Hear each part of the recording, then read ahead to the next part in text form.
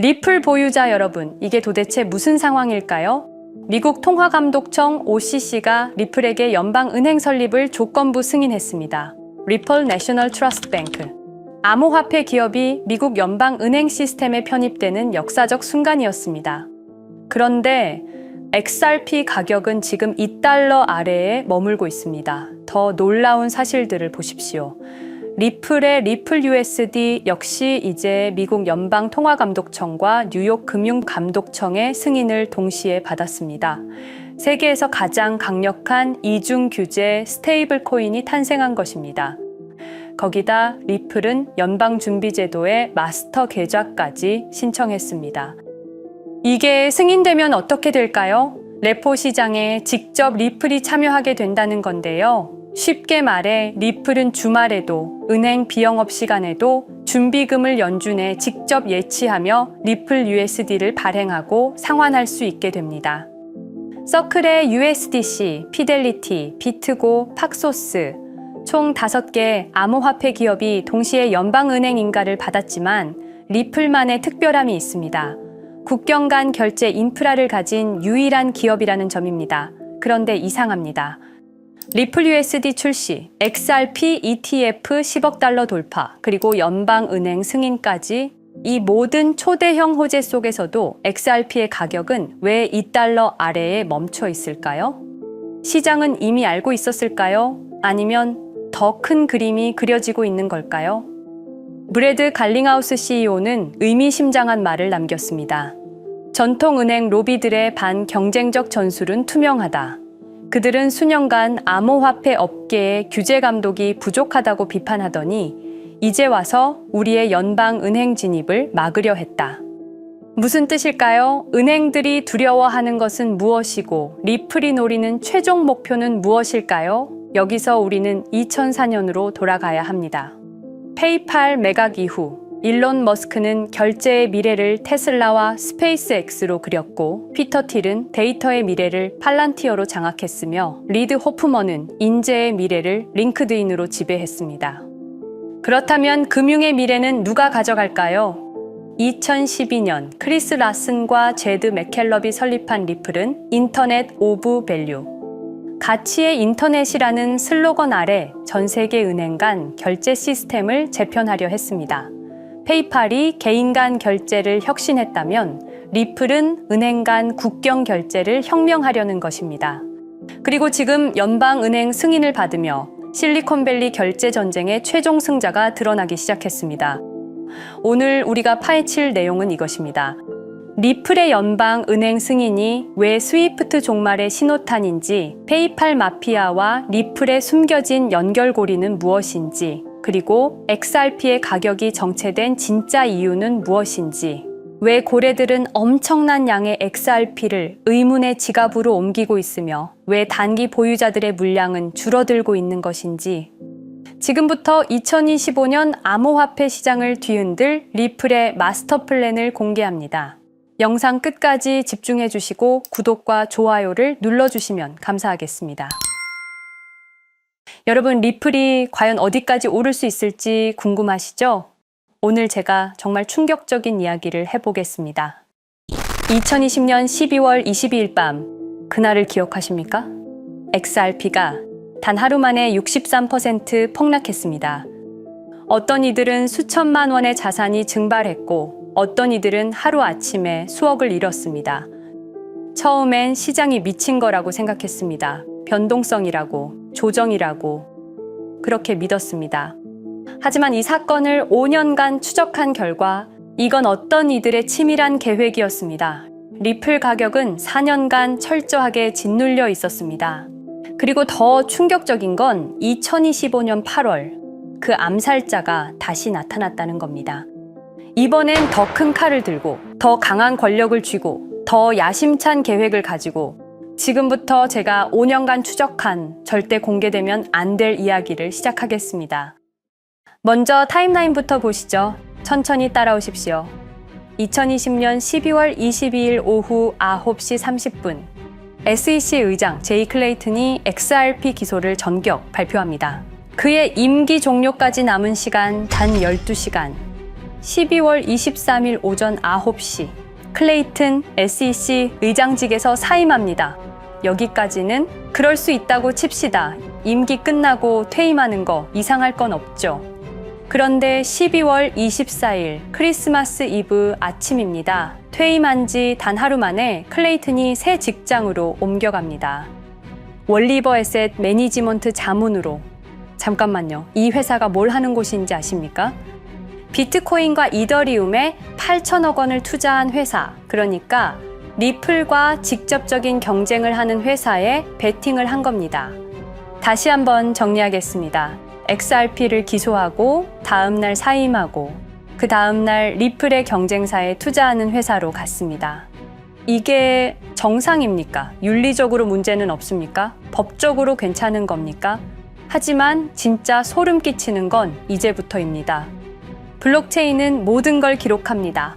그리고 그 기록을 추적해보니 기소 발표 18시간 전인 12월 22일 새벽 3시 누군가 움직이기 시작했습니다. 대량의 XRP가 조심스럽게 하지만 확실하게 매도되기 시작합니다.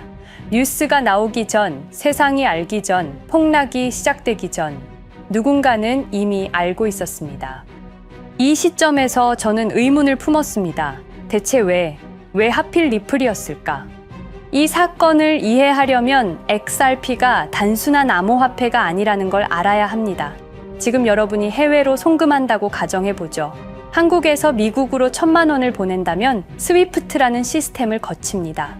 전 세계 200개국 11,000개 금융기관이 연결된 거대한 네트워크. 벨기에 브뤼셀에 본부가 있지만 실질적으로는 미국이 완전히 통제하고 있습니다. 얼마나 무서운 권력이냐면요. 2012년 이란 핵 제재 때 이란 은행들을 스위프트에서 퇴출시켰습니다. 그 결과 이란의 경제는 즉시 붕괴되었습니다. 2022년 러시아의 우크라이나 침공 후 러시아 주요 은행들을 스위프트에서 퇴출시켰습니다. 이후 러시아의 루블화는 30% 이상 급락했습니다. 스위프트에서 쫓겨나면 그 나라는 국제거래에서 완전히 고립됩니다. 이게 핵무기보다 강력한 이유입니다. 실제로 폭탄을 떨어뜨릴 필요가 없으니까요. 버튼 하나로 한 나라 경제를 무너뜨릴 수 있으니까요. 스위프트는 돈의 흐름을 틀어쥔 지배의 손길입니다. 그런데 2017년 XRP가 등장했습니다. 비교해 보시죠. 송금 시간부터 압도적인 차이가 납니다. 스위프트는 국경 간 송금에 3에서 5일이라는 시간이 걸립니다. 반면에 XRP는 단 몇 초면 송금이 완료되죠. 수수료 또한 엄청난 차이가 납니다. 스위프트는 3에서 5%까지 수십만 원의 수수료가 발생하지만 XRP는 단 몇 원, 거의 공짜나 마찬가지로 송금을 처리합니다. 스위프트는 여러 국가의 중개은행이 필요하지만 XRP는 그런 것조차 불필요하죠. 그리고 2017년부터 2019년까지 일본 SBI 그룹이 뱅크 오브 아메리카가 산탄데르 은행이 하나둘씩 리플과의 파트너십을 검토하기 시작했습니다. 총 200개 이상의 금융기관, 연간 200조 원 규모의 국제 송금 시장에서 XRP가 스위프트를 완전히 대체할 수 있다는 게 증명되는 순간, 바로 그때 누군가에게는 절체절명의 위기가 된 겁니다. XRP는 단순한 암호화폐가 아니었습니다. XRP는 미국이 전 세계를 통제하는 금융 무기에 대한 직접적인 도전이었습니다. 그래서 저는 추적하기 시작했습니다. 누가 XRP를 제거하려 했나? 처음엔 당연히 정부를 의심했습니다. SEC니까요. 미국 정부 기관이니까요. 그 다음엔 월스트리트를 의심했습니다. 은행들이 위협을 느꼈을 거라고 생각했죠. 그런데 조사를 하면 할수록 이상했습니다. 모든 흔적이 전혀 예상치 못한 곳을 가리키고 있었습니다. 실리콘밸리, 뉴욕이 아니라 샌프란시스코, 월스트리트가 아니라 테크 기업들, 혁신과 자유의 상징이라던 바로 그곳 말입니다. 2002년 10월 3일로 돌아가 보겠습니다. 페이팔이 이베이에 15억 달러에 매각됩니다. 그날 50명의 직원이 퇴사합니다. 보통 회사라면 뿔뿔이 흩어지겠죠. 각자 길을 가고 연락도 끊기고, 그런데 이들은 달랐습니다. 그들은 네트워크를 만들었습니다. 서로의 회사에 투자하고 서로를 임원으로 영입하고 서로의 성공을 발판 삼아 더 크게 성장하고 20년이 지난 지금 그들이 창업하거나 투자한 기업들의 시가총액을 합치면 우리나라의 GDP보다 큽니다. 2007년 포춘지가 이들에게 특별한 이름을 붙였습니다. 페이팔 마피아. 당시엔 실리콘밸리 성공 신화로 보도됐죠. 아름다운 동료의 혁신가들의 연대, 그런 이야기들. 하지만 2025년 지금 우리는 다르게 보게 됩니다. 핵심 인물들을 하나씩 보시죠. 피터 틸, 1998년 페이팔 공동 창업, 2002년 억만장자 등극, 2003년 그는 새로운 게임을 시작합니다. 팔란티어, 9.11 테러 직후였습니다. 미국은 공포에 떨고 있었죠. 피터 틸이 말했습니다. 우리의 사기 탐지 기술을 국가안보에 사용할 수 있습니다. 그리고 CIA의 벤처 펀드 인큐텔로부터 투자를 받습니다. 20년 후 지금 FBI의 핵심 시스템도, CIA의 데이터 분석 시스템도, 국방부의 작전 시스템도, 국토안보부의 전산망까지도 미국 정부의 모든 데이터는 피터 틸의 회사를 거칩니다. 하지만 피터 틸의 진짜 권력은 정치에서 나옵니다. 2022년 JD 벤스라는 젊은 오하이오 출신 정치 신인이 상원 의원 선거에 출마합니다. 우리에게는 러스트벨트의 가난한 백인 집안 출신으로 알려져 있고 힐빌리의 노래의 저자로 유명세를 타기 시작했습니다. 피터 틸이 움직입니다. 1,500만 달러, 우리 돈으로 약 200억 원을 이 젊은이에게 쏟아붓습니다. 벤스 당선. 2024년 7월 플로리다 마러라고 피터 틸이 트럼프를 찾아갑니다. 대화의 내용은 단 하나. 제가 추천하고 싶은 부통령 후보가 있습니다.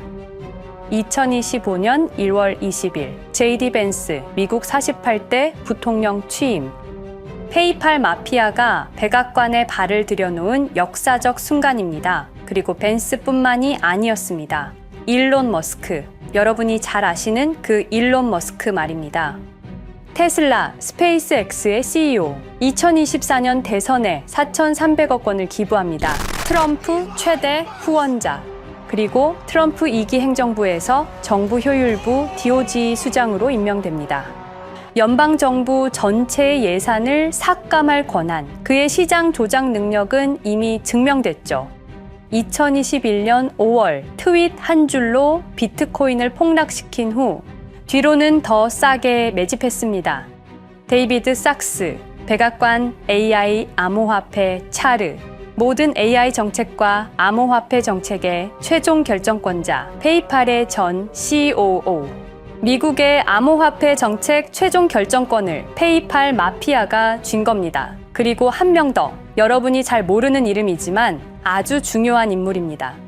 제드 맥켈럽, XRP 공동 창업자, 2013년 리플을 나옵니다. 그리고 스텔라루멘이라는 경쟁 코인을 출시합니다. 그가 가진 XRP는 90억 개, 2022년까지 전부 매도합니다.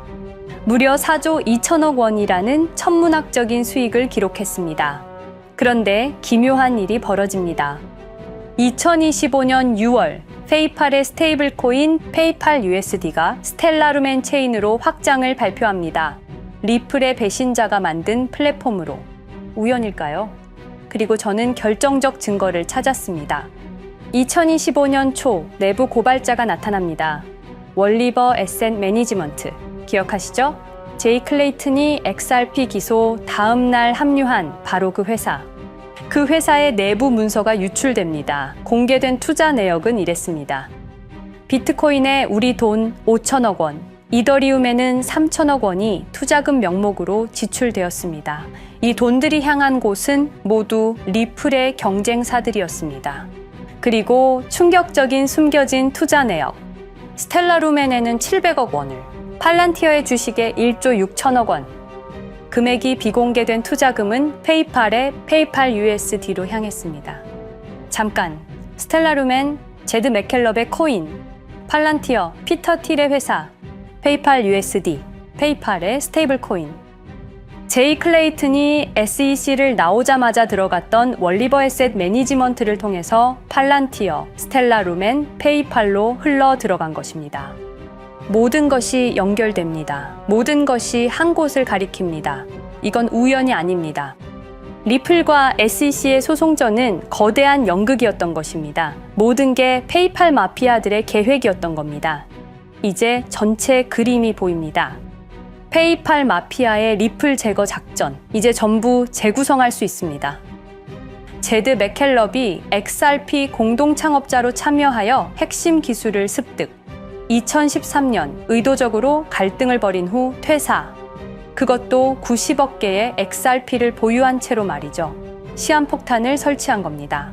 피터 틸의 팔란티어, 2003년 CIA의 인큐텔 펀드 투자로 창업. 2020년까지 FBI, CIA, 국방부의 핵심 시스템을 장악하게 됩니다. 미국 정부 전체를 들여다볼 수 있게 된 겁니다. 2018년 6월, 우리 모두가 아는 바로 그 SEC 기업금융국장 윌리엄 힌먼의 발언. 이더리움은 증권이 아니다. 의도적으로 리플의 가격만 억누르려던 치밀한 계획이었습니다. 제이 클레이튼, 임기 12시간을 남기고 리플을 기소. 사임 이후에는 곧바로 리플의 경쟁사에 투자를 하는 회사의 자문으로 합류. 그야말로 치명타를 먹인 셈이죠.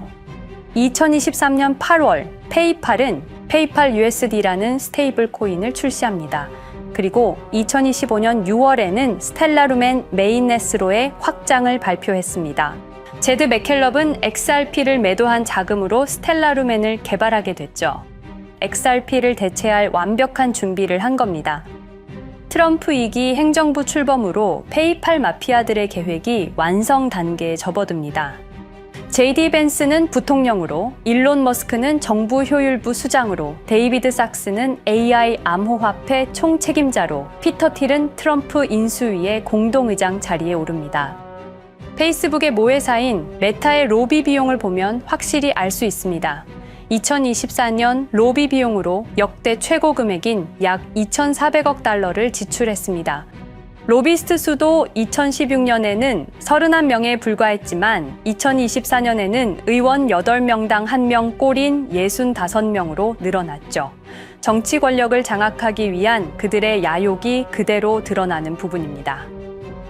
데이비드 sak스, 백악관 입성 후 단 2주 만에 리플이 수년간 워싱턴에 배치한 로비스트들을 전원 축출했습니다. 겉보기에는 이해관계 충돌이라는 명분을 내세웠지만 실제로는 경쟁 세력을 제거하려는 목적이었습니다. 리플의 스피커 역할을 할 마지막 정치적 통로마저 차단이 된 겁니다.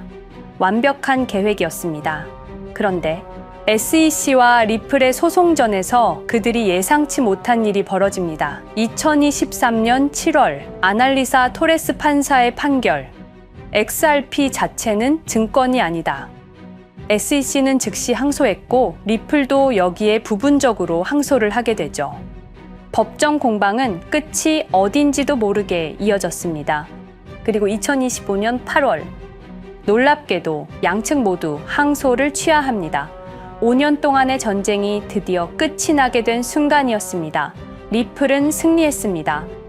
XRP 가격은 무려 5,000원에 근접하게 상승했고 수많은 자산 운용사들의 XRP, ETF 신청 물결이 이어졌습니다.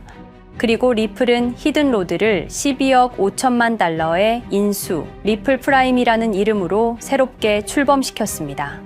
스테이블 코인 리플 USD는 출시 1년 만에 시가총액 10억 달러를 돌파하는 기염을 토합니다. 현재 리플의 기업 가치는 400억 달러 이상으로 평가받고 있습니다. XRP는 죽지 않았습니다. 5년 동안 억눌렸던 것이 폭발적으로 성장하기 시작합니다. 투자자들이 돌아오고 은행들이 재접촉하고 파트너십들이 재개되고 우리가 이긴 건가? 정의가 승리한 건가? 아니었습니다. 2025년 8월 18일 XRP 승리 발표 불과 10일 후 뉴스가 터집니다. 제이 클레이튼 맨해튼 연방검사로 정식 임명. 5년 전 XRP를 기소했던 바로 그 사람. 이번엔 연방검사로 돌아왔습니다. 월스트리트의 보안관이라 불리는 미국에서 가장 강력한 검사직. 형사 기소권, 월스트리트 전체 감시 권한, 금융범죄 수사 총괄. 더 큰 칼을 들고 돌아온 겁니다. 그리고 2025년 11월 트럼프 대통령의 발표, 제이 클레이튼을 앱스타인 사건 수사 책임자로 임명합니다. 잠깐, 왜 하필 클레이튼일까요?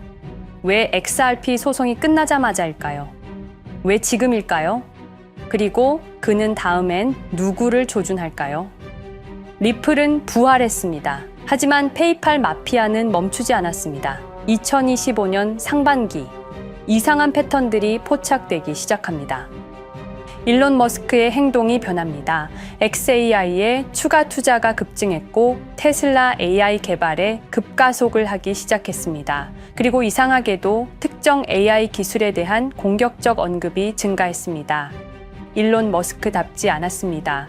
그리고 2025년 3월 한 AI 코인의 공식 계정이 일론 머스크의 X라는 플랫폼에서 갑자기 사라집니다. 노출 제한을 당했고 광고 계정들도 정지가 됐습니다. 특정 코인에 관련한 영상들이 전부 삭제되었습니다. 왜일까요? 이 코인에는 특징이 있습니다.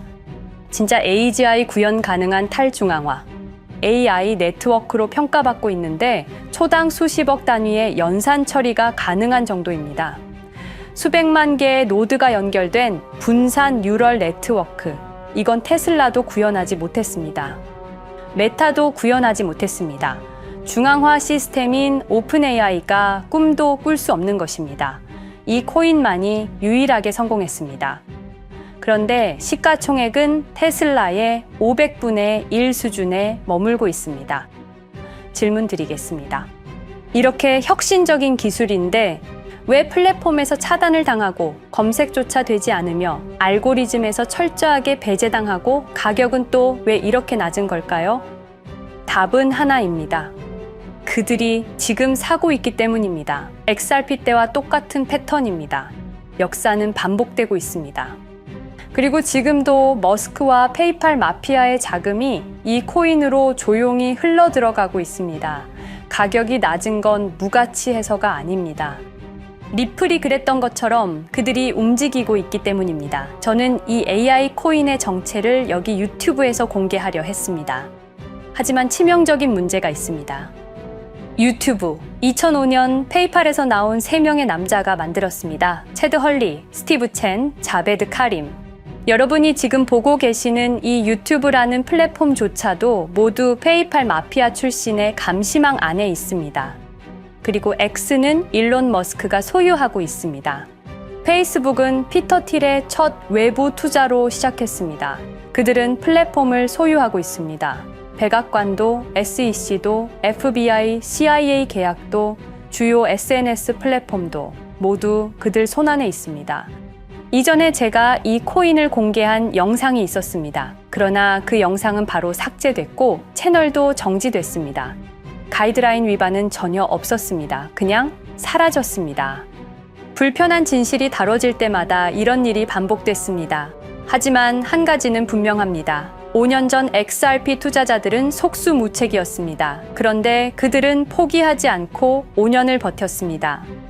XRP는 부활했고 포기하지 않는 사람들은 큰 수익을 얻었습니다. 그들은 우리가 잊었다고 생각합니다. 그들은 우리가 용서했다고 생각합니다. 그들은 우리가 포기했다고 생각합니다. 역사를 기억하는 자가 역사를 만듭니다. 자, 이제 질문하겠습니다. 역사는 지금 이 순간에도 반복되고 있습니다. 똑같은 패턴으로, 똑같은 방법으로 또다시 당할 수만은 없습니다. 그들에게 리플이 당했던 것과 똑같은 패턴으로 가격이 짓눌리고 있는 이 코인은 리플이 그랬던 것처럼 결국 모든 걸 이겨내고 상승할 수밖에 없을 것입니다. 그들의 계획을 미리 예측해서 우리가 조금이라도 더 빨리 움직인다면 우리는 도지코인, 시바이누를 초기에 매수했던 사람들처럼 상상할 수도 없는 수익을 올릴 수 있을지도 모릅니다. 저는 오늘 이 코인을 여러분께 공개하겠습니다.